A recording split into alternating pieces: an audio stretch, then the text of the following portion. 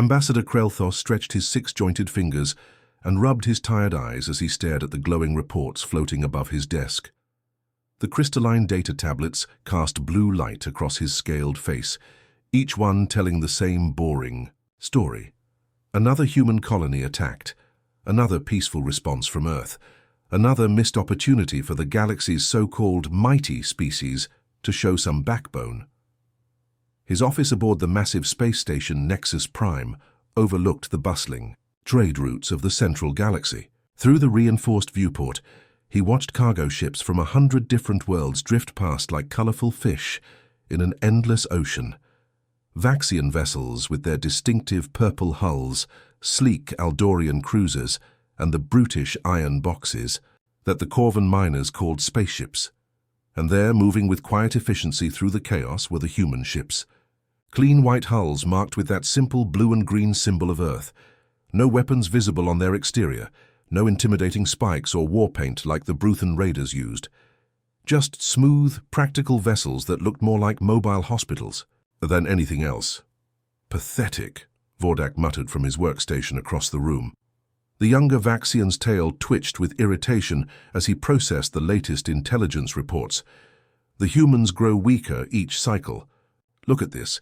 Pirates hit their mining station near Proxima, killed 30 workers, stole 3 months' worth of rare metals. And what do the humans do?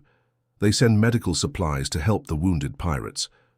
Krelthos had seen this pattern for 30 long years, ever since humanity had first stumbled into galactic politics with their primitive chemical rockets and wide-eyed optimism. Back then, most species had expected them to be just another aggressive upstart race, probably slavers or conquerors like so many others. Instead, the humans had surprised everyone by actually wanting to help. It started small. When the automated, mining drones on Kepler 442 malfunctioned and trapped 200 Zephyrian workers underground, human rescue ships had arrived within days. Not because they had any trade agreements or political alliances, but because people were in danger. They'd spent weeks digging through collapsed tunnels with their strange insect-like robots, refusing any payment except a simple thank you. Then came the Corvan famine. Solar flares had destroyed the crops on 6 agricultural worlds, leaving millions facing starvation.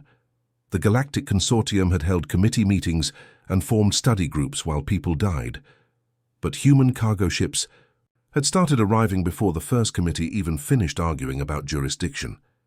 Massive vessels loaded with enough food to feed entire planets, distributed freely to anyone who needed it. The pattern repeated itself across the galaxy. Plague outbreaks, natural disasters, economic collapses, wherever suffering existed, humans appeared with solutions. They shared their medical technology freely, taught sustainable farming to struggling colonies, and even helped rebuild worlds devastated by war.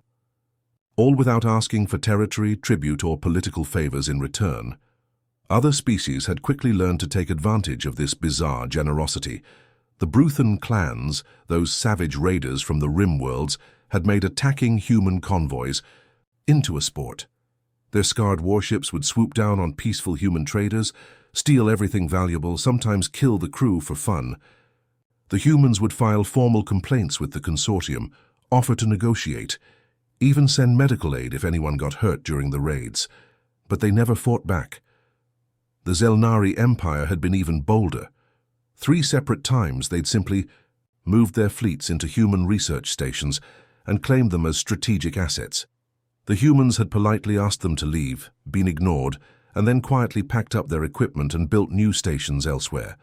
Each time the galaxy had watched in amazement as humanity chose retreat over conflict. Remember the Titan's Gate incident? Vardik asked, pulling up a holographic display that showed a massive space battle frozen in time. 40 human ships surrounded by 300 Morgoth raiders. Perfect opportunity to show some strength, maybe make the pirates think twice. About future attacks. Krelthos remembered it well. The human convoy had been carrying medical supplies to a plague-stricken world when the Morgoth Syndicate had ambushed them near the asteroid field. The humans could have fought. Their ships were larger and better built than anyone gave them credit for. Instead, they'd surrendered immediately, allowed themselves to be robbed, and even provided medical assistance when several pirate ships collided during the chaotic looting. The galaxy had laughed. The mighty humans, brought to their knees by simple raiders. Their reputation as the gentle giants had become a joke whispered in every spaceport cantina from the core worlds to the outer rim. "Sir," Vordak's voice cut through his memories, "we're receiving reports of another incident. The Morgoth Syndicate has attacked the human colony world of Haven Prime." Krelthos sighed and gestured for the report, without looking up from his previous work.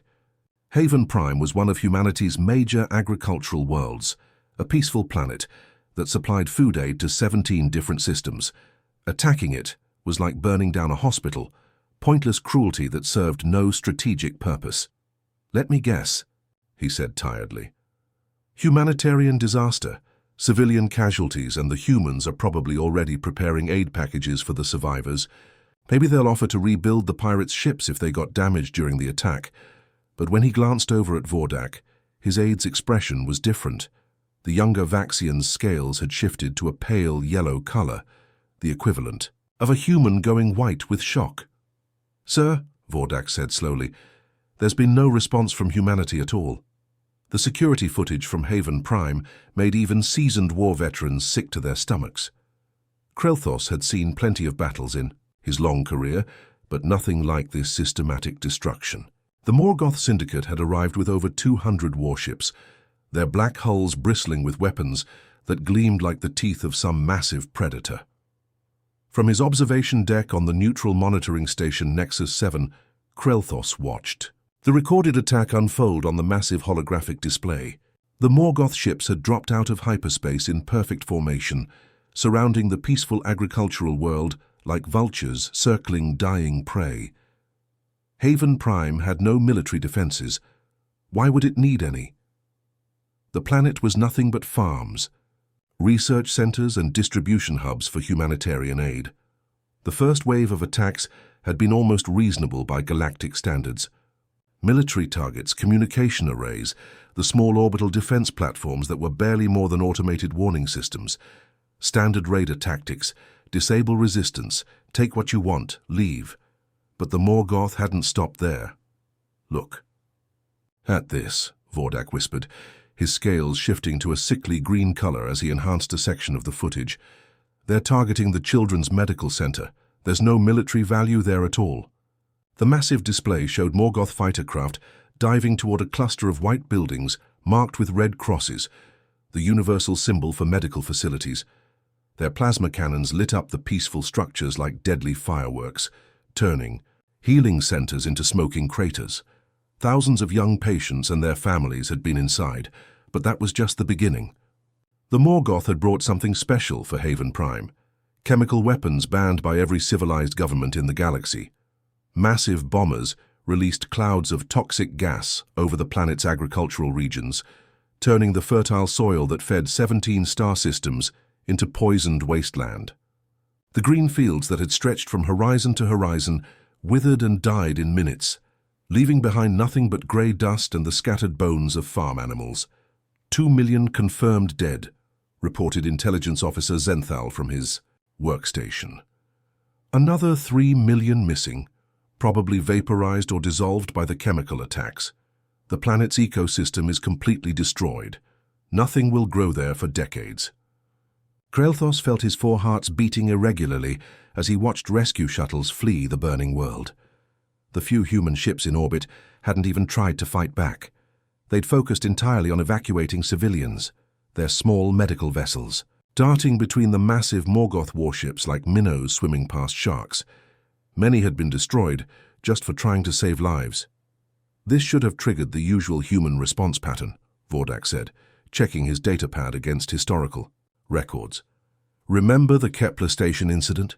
Within 6 hours, human diplomats were calling for emergency peace talks. When the Zelnari attacked their research base, they offered prisoner exchanges before the smoke even cleared. The pattern had been consistent for 3 decades. Humans got attacked, humans offered to negotiate, humans sent aid to everyone involved, including their attackers. It was so predictable that some species had started timing their raids based on when human supply ships would arrive with medical assistance. But this time was different. This time, human space had gone completely silent. No diplomatic protests filed with the Galactic Consortium. No emergency sessions called by human representatives. No passionate speeches about peace and understanding broadcast across the galaxy's communication networks. Even the automated distress beacons from Haven Prime had simply stopped transmitting. More disturbing was what happened next. Ambassador Lee of the Human Diplomatic Corps, a woman who had spent 15 years patiently negotiating peaceful solutions to countless conflicts, had quietly packed her belongings and left Nexus Prime without explanation. Her office had been cleaned out overnight, all records transferred to encrypted storage, her staff reassigned to other duties. "Sir," Vordak's voice carried genuine worry now, "we're getting reports from trade stations across the galaxy. All human cargo vessels are returning to their home systems. Every single one. Commercial contracts worth trillions of credits are being terminated immediately." The implications hit Krelthos like a plasma bolt to the chest. Human trade ships were everywhere, carrying everything from food and medicine to advanced technology and rare minerals. They were the backbone of interstellar commerce, so reliable and trustworthy that most governments had built their economic policies around guaranteed human deliveries. "Even the medical ships are withdrawing," Vordak continued, his voice getting higher with each report. "The hospital ship Mercy of Earth just cancelled its mission to the Corvan plague zones. The research vessel Hope's Light abandoned its station in Vega system. Every humanitarian mission in the galaxy is being recalled simultaneously." Krelthos felt his primary stomach clench as the full scope of the situation became clear. His own homeworld of Vaxia depended on human agricultural exports to feed nearly 30% of their population. Without those regular shipments of grain and protein supplements, millions would face starvation within months. "Get me a communication channel to Earth," he ordered, his voice betraying none of the panic he felt inside. "Emergency priority. I need to speak with the Human Diplomatic Corps immediately." The communication array hummed to life, sending signals across the vast distances between stars at faster-than-light speeds. But instead of the familiar logo of the Human Diplomatic Corps appearing on his screen, a different symbol materialized. A stern eagle clutching lightning bolts, surrounded by words in human script that his translator couldn't immediately process. The face that appeared was not one of the soft-spoken diplomats that humanity usually sent to represent them. This was a human military officer, his uniform crisp and dark, his expression harder than vacuum-forged steel. When he spoke, his voice carried the authority of someone accustomed to being obeyed without question. "I am Admiral Park of the Terran Military Command," the human said simply. "Humanity is no longer accepting diplomatic communications. We are done being nice." The transmission ended abruptly, leaving Krelthos staring at a blank screen. Around the observation deck, the normal sounds of a busy space station seemed muted, as if the universe itself was holding its breath. For the first time in 30 years, the galaxy's most peaceful species had just declared that their patience had finally run out. The first signs of collapse came faster than anyone expected. Within 2 days of Admiral Park's chilling message, emergency alarms were blaring across dozens of star systems as the true scale of galactic dependence on human generosity became horrifyingly clear. On Velos Prime, the emergency coordination center looked like a war zone. The planet's 3 moons had been scorched by massive solar flares just weeks earlier, leaving the underground cities running on backup power and emergency rations. Governor Thexlan stared at the empty docking bays, where human relief ships should have been arriving with fusion generators and food supplies. "Where are they?" he demanded, his tentacles writhing with anxiety. "The humans promised weekly deliveries until our solar collectors were rebuilt." His aide, a nervous young Velos named Kithara, checked her communication array for the 100th time. "Sir, we've sent 47 messages to the Human Aid Foundation. All of them bounce back with the same automated response. Service is temporarily unavailable." Outside the reinforced windows, they could see crowds gathering in the main plaza. Hungry families holding signs, desperate miners who hadn't eaten a real meal in days. children crying for the sweet human protein bars that had kept them alive since the disaster. Without the expected supply ships, the underground cities would run out of food within the week. The situation was even worse in the Corvan system, where a mutated plague had been spreading through the asteroid mining colonies for months. Dr. Yelnoth, the chief medical officer of mining station Omega-7, watched in horror as his last batch of human-manufactured antibiotics ran out.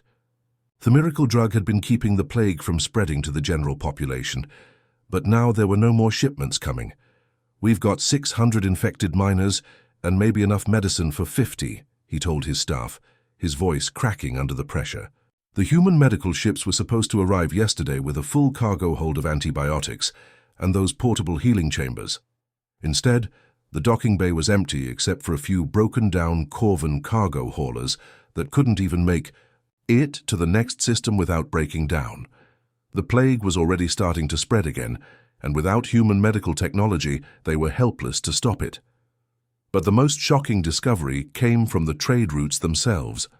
Captain Vorthek of the merchant vessel Golden Prophet found himself stranded in the neutral zone when his regular human escort simply vanished without warning. For 20 years, human security ships had quietly protected merchant convoys from pirates and raiders, their presence so common that most traders had stopped thinking about it. "We're sitting ducks out here," Vorthek radioed to his fellow captains as they huddled together in the asteroid field. "3 Bruthan raider ships are closing in, and we've got nothing but mining lasers to defend ourselves with." The human escort vessel, Peaceful Guardian, had been shadowing their convoy for weeks, its sleek white hull barely visible among the asteroids. The crew were friendly, professional, always ready to help with navigation or minor repairs. But yesterday, they'd simply powered up their engines and jumped to hyperspace without explanation, leaving the merchant ships defenseless in some of the most dangerous space in the galaxy. Similar scenes were playing out across hundreds of star systems. Food shipments that had fed entire planets for decades simply stopped coming. Medical supplies that had kept plagues and diseases under control vanished overnight. The advanced technology that humans had freely shared, fusion reactors, gravity, generators, atmospheric processors, all required human-made components that were no longer available. On Nexus Prime, Krelthos watched his own government collapse in real time. Emergency sessions ran around the clock as panicked officials tried to figure out how to feed their population without human agricultural imports. 3 of Vaxia's major worlds were already seeing food riots as grocery stores ran empty and warehouses that had always been restocked by human cargo ships stood bare. "This is madness," Chancellor Vextar declared during an emergency consortium session, his normally calm demeanor cracking under the pressure. "Humanity cannot simply abandon their obligations to the galactic community. They've signed treaties, made commitments." But that's exactly what they had done. Every human colony, research station and diplomatic outpost throughout the galaxy had gone completely dark. Not destroyed or abandoned like during a military retreat. They were simply closed to all outside communication. Lights were still on, ships were still moving around their systems, but they wouldn't respond to any messages from alien governments. When the Consortium Defense Force sent investigation ships to human space, they encountered something that shook them to their core. As Admiral Zethmore's flagship approached the outer edge of human territory, sleek vessels appeared out of nowhere. Ships with designs nobody had ever seen before, technology that seemed impossibly advanced. "Unknown vessels, you are entering." "Restricted space," came a polite but firm message from the lead human ship. "Please adjust your course and return to neutral territory." Admiral Zethmore, a veteran of dozens of conflicts, tried to maintain his authority. "This is Admiral Zethmore of the Galactic Consortium Defense Force. We demand to speak with human leadership about their violations of galactic law." The response was chillingly calm. "Request denied. You have 30 seconds to change course before we escort you out of our territory." "And we tried to scan their fleet formations," Admiral Zethmore reported later to the Emergency Council, his voice shaking slightly. "Our most advanced sensors couldn't penetrate their screening technology. It's like they've had military capabilities. We never even suspected. The most disturbing revelations came from the intelligence services, those peaceful agricultural colonies that humans had established throughout the galaxy. Deep orbital scans revealed massive underground installations with energy signatures that could only come from industrial-scale weapons manufacturing. The research stations they'd built near strategic locations showed power outputs consistent, with military-grade shield generators and sensor arrays. Even more shocking were the human trade ships that had been peacefully carrying cargo for decades. When intelligence agencies finally took a closer look at their stored scan data, they discovered that every single human merchant vessel was heavily armed and armored. The weapons had been hidden by sophisticated stealth technology, but they were there, enough firepower to take on entire fleets. "Look at this," Intelligence Director Kelnara said, projecting holographic schematics of a typical human cargo ship. "We always thought they were just transport vessels. But see these sections we assumed were extra cargo holds. They're launch bays for fighter craft. These communication arrays are actually targeting sensors. The entire ship is basically a disguised warship." The implications were staggering. For 30 years, hundreds of human ships had been moving freely through galactic space, welcomed at every port, trusted completely by every government. And all along they'd been carrying enough weapons to conquer entire star systems. How long? Have they been preparing for this? Krelthos wondered aloud as he reviewed the intelligence reports in his office. The galaxy had been living with a sleeping giant, and nobody had even realized it. His question was answered the next day when Admiral Park's second message appeared on every communication screen in the galaxy simultaneously, a display of technological capability that should have been impossible. The human admiral looked directly into the camera, his expression as cold as the void between stars. "The question isn't how long we've been preparing," he said simply. "It's why you never bothered to ask. The answer is longer than you think." The Morgoth Syndicate's War Council was meeting in their heavily fortified command station when everything went wrong at once. General Krexnat, the scarred veteran who had led the brutal attack on Haven Prime, was reviewing invasion plans for 3 more human worlds when his communication officer suddenly went pale. "Sir," the officer stammered, "all our channels just went dead. Military frequencies, encrypted channels, even the quantum communicators linking our fleets. Everything's silent." Krexnat growled, his forearms flexing with irritation. The Morgoth had spent centuries building the most secure military communication network in the galaxy. Their encryption was unbreakable, their quantum links supposedly impossible to jam. "Technical malfunction. Get the engineers to fix it." But it wasn't a malfunction. Across Morgoth space, every single communication relay was experiencing the same impossible failure. Ships that had been coordinating attacks suddenly found themselves isolated and deaf. Command centers that had controlled vast fleets were reduced to shouting at walls. The entire military infrastructure that had terrorized the Outer Rim for generations simply stopped working in the span of 10 minutes. "This has to be some kind of weapon," muttered Intelligence Chief Vorthal as he frantically worked his control panels. "But there's no energy signatures, no attack ships in range. It's like our entire communication grid just decided to shut itself down." The answer came when human ships began appearing out of what should have been empty space. The first vessel, to decloak near the Morgoth command station, was unlike anything in the known galaxy's databases. Sleek and angular, its hull seemed to bend light around it in ways that hurt to look at directly. No external weapons were visible, but energy readings suggested power levels that should have required a ship 10 times its size. "Unknown vessel, identify yourself," General Krexnat broadcast on open channels, his voice carrying the authority of someone used to being feared. "You are trespassing in Morgoth territory." The response came not as a transmission, but as a demonstration. The human ship fired a single beam of coherent energy that passed completely through the command station's shields, as if they weren't there. The beam struck with surgical precision, destroying only the station's weapons systems while leaving everything else untouched. "This is Captain Kim of the Terran Defense Fleet," came a calm female voice. "General Krexnat, you are hereby under arrest for war crimes against humanity.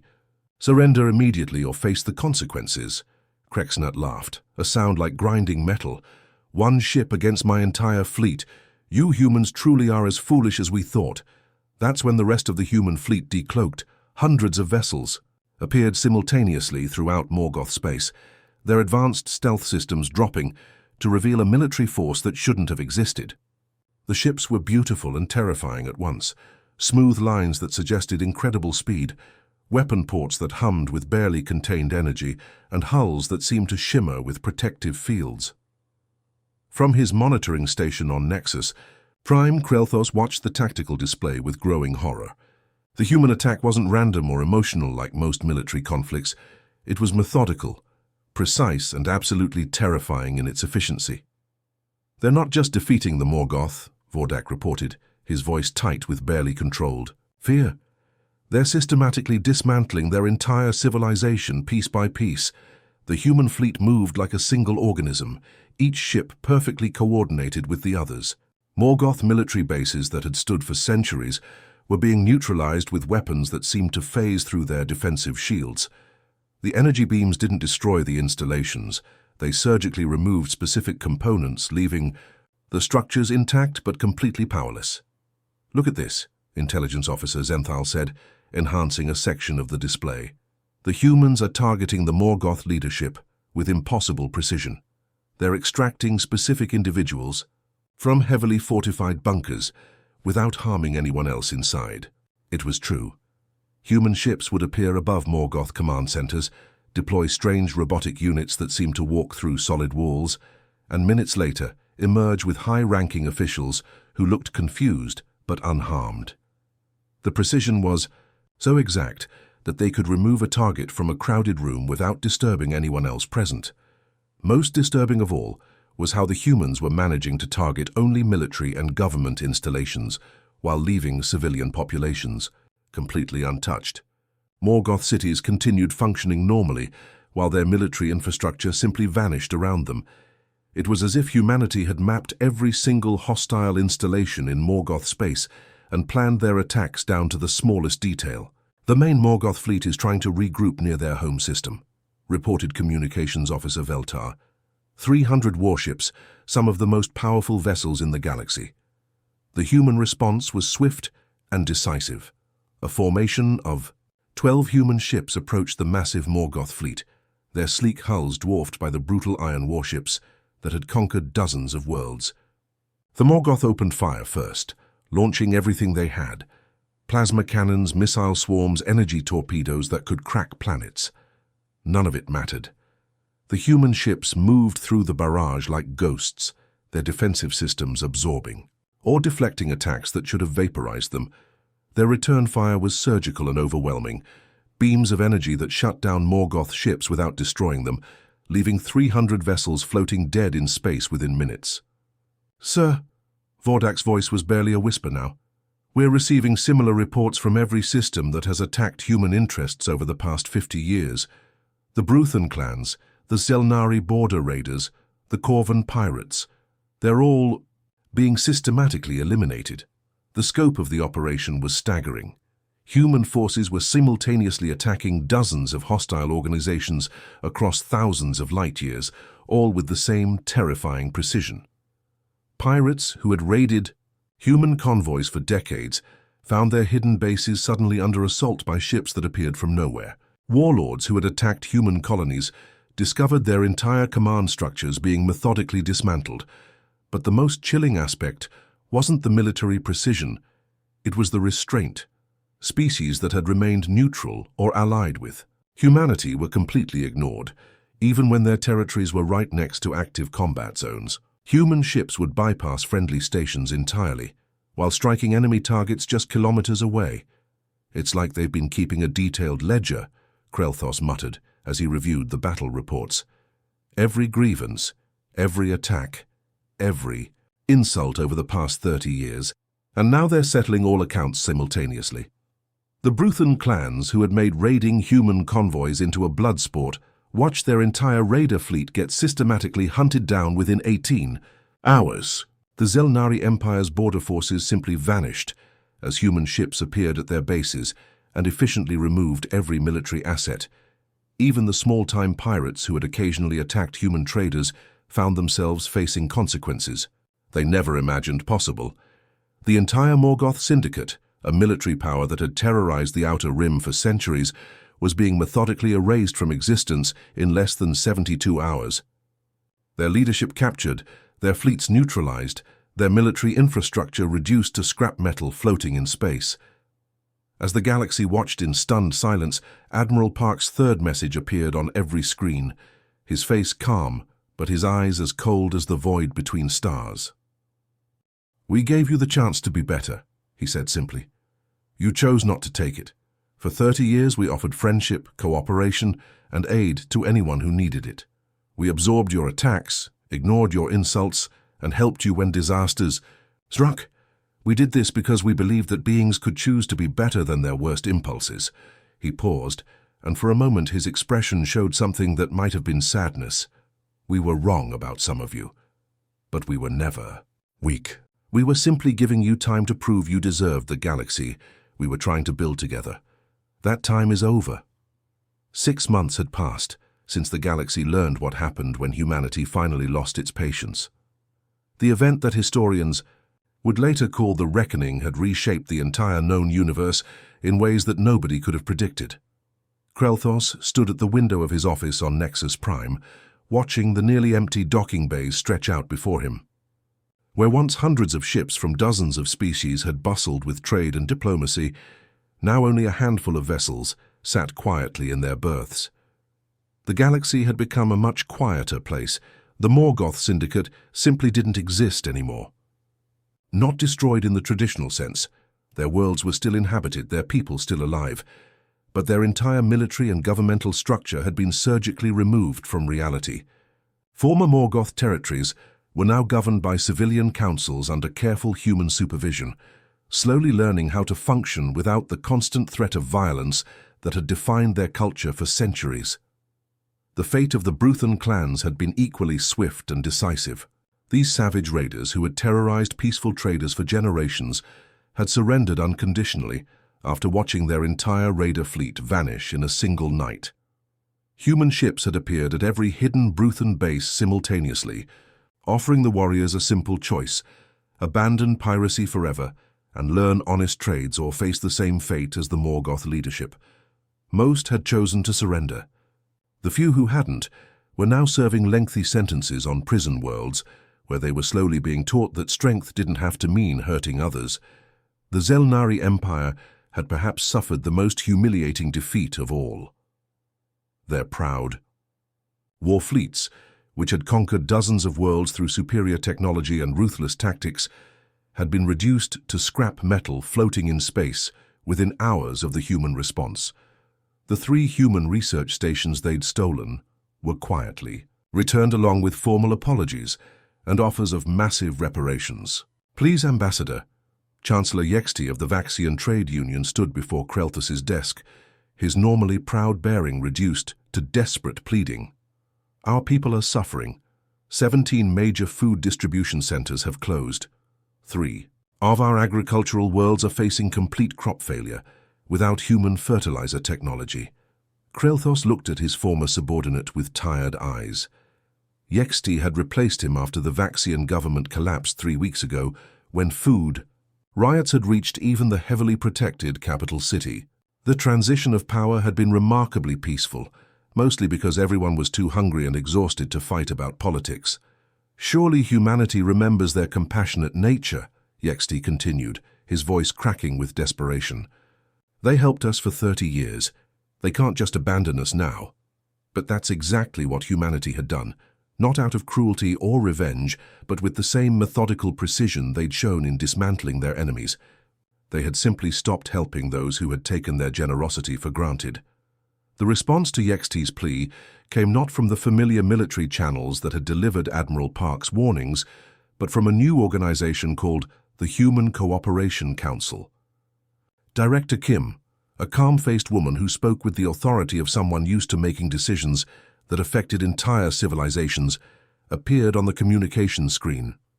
"Humanity remains willing to provide aid and cooperation to species that demonstrate genuine commitment to peace and mutual respect," she said, her voice carrying across the galaxy's communication networks. However, this cooperation must now be earned through consistent actions, not empty promises.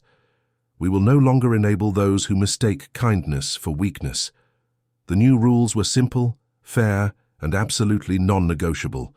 Species that wanted access to human technology, trade, and aid would need to prove their commitment to peaceful coexistence through their actions over extended periods. Those who had attacked human interests in the past would need to make substantial reparations and demonstrate genuine reform before any cooperation could be considered. Some species adapted quickly to this new reality. The Aldorian Republic, which had always maintained honest and friendly relations with humanity, found their partnership not only restored but significantly enhanced. Human ships were already delivering advanced medical technology and agricultural improvements to Aldorian worlds, while Aldorian scientists were being invited to participate in cutting-edge research projects. The peaceful Zephyrian Confederation, who had never taken human aid for granted and always offered what help they could in return, discovered that their long friendship with humanity was now paying incredible dividends. Human engineers were helping them rebuild their solar-damaged infrastructure with technology decades ahead of anything else in the galaxy. Others, like the remnants of the Zelnari Empire, began the long and difficult process of earning back trust they had squandered through decades of aggression. Former Zelnari military officers were attending human-run seminars on conflict resolution and cooperative governance. Their younger generation was learning entirely new ways of thinking about strength and honor, but many species simply couldn't adjust to a galaxy where humanity was no longer willing to be taken advantage of. The Corvan mining guilds, who had grown fat and lazy relying on human medical supplies to treat preventable industrial accidents, found themselves forced to actually implement safety protocols for the first time in generations. Several smaller governments that had built their entire economies around the assumption of free human aid collapsed entirely when that support vanished. The transformation wasn't just political, it was deeply personal for billions of individuals across the galaxy. Merchants who had grown wealthy selling goods, while human ships provided free security escorts, now had to invest in actual defensive systems. Medical facilities that had depended on human-manufactured drugs were forced to develop their own pharmaceutical industries or watch their patients suffer. As Krelthos prepared his resignation letter, he reflected on the profound change that had swept across known space. Humanity hadn't become cruel or tyrannical in their response to decades of exploitation.